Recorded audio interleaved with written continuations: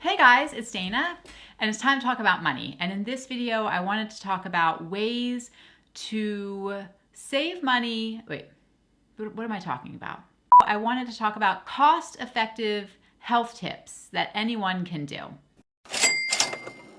right, so the older I get, the more health conscious. Well, I've always been that way, I guess. I do want to live a long time. I want to be around until my great grandkids hopefully are around. I want to be living into my 90s.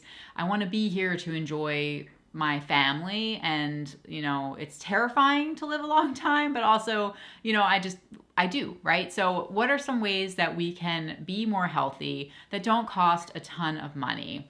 Number one, this blew me away. And I was like, what? Okay, so candles. All right, scented candles. I was listening to this toxicologist, and she was saying how if basically anything smells good, then it's not healthy for you. And I was like, oh, great. So scented candles, apparently there's a lot in the burning, anything burning exhaust sort of into your home is not a good thing. And I do like the smell of scented candles. We don't burn them a lot, but now that I really know this, I'm going to try to stick to essential oils. And but anything that you spray or burn and it smells good, or anything that you apply to your body, lotions, perfumes, shampoos, if they're heavily scented, if you smell it and you're like, oh, it smells so good, it's probably bad for you. So eliminating those things might actually save you money to not be purchasing those kinds of items and trying to be more natural. And that's like my slogan, I guess. I'm just like, I don't wear makeup. I've never worn makeup. I wear no makeup. And my daughters have been telling me that they don't want to shampoo their hair every day. And yes, that's a good thing, I think. And so more natural hair products and any kind of, coconut oil, I think is a good moisturizer, more natural. But candles are out, scented candles. I cannot purchase those anymore. And probably you may not want to either if you're interested in health. Menstrual products. Okay, so I talked about this, I think, in my last video, how I have been using cloth pads for a very long time now. I think 17 years. And it is such a money saver. I mean, seriously. And I have no interest in, you can get all organic cotton tampons, and those I think are okay. However, if you are just buying the traditional tampons or disposable pads, think about the amount of chemicals that are in those products that you are inserting into your body. It's into one of your most sensitive places, and how that might impact your health. And it might be something to consider. So it's a lot. Yes, you have to purchase the cloth reusable pads if you go that route. And there's a little bit of like a getting used to it period of like a couple months.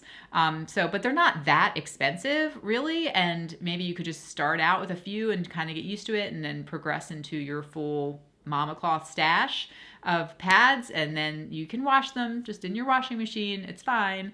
And then that will save you a lot of money and be a lot healthier. I feel great knowing that I just have organic cotton, material against my skin every month, not, some kind of chemical tampon. So I think that's a huge one for women to be aware of, is what kind of menstrual products you're using.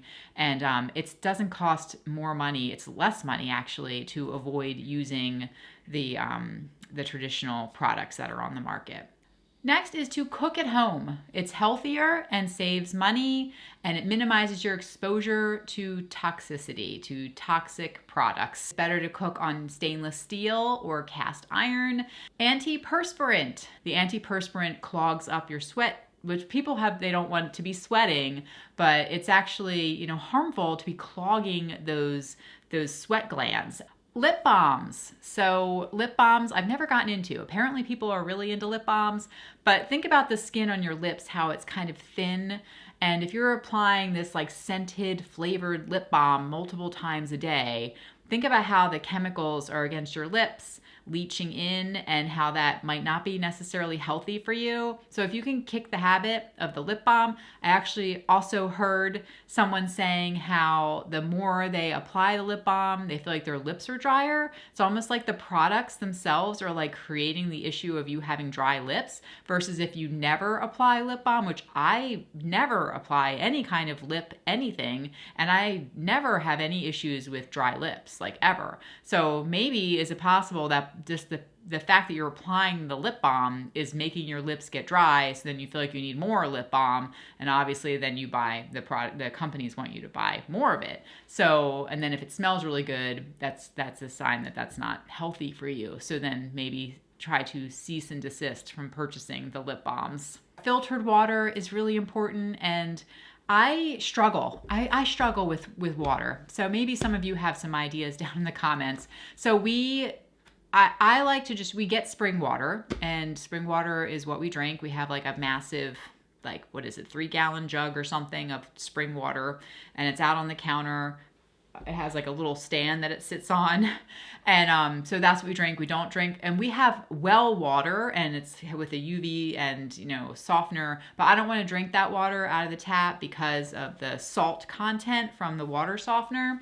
And then if you're drinking, you know, your city water, I mean, most likely it's very highly contaminated. Like, have you had it tested? Also, just like things leach into the water from just the pipes. And so buying just a basic carbon filter, I think you can attach them to your faucet, will help. It's better than nothing. I mean, we only drink water in our house, like that's it. Like, everybody drinks water, and that's our main, tons of water all the time.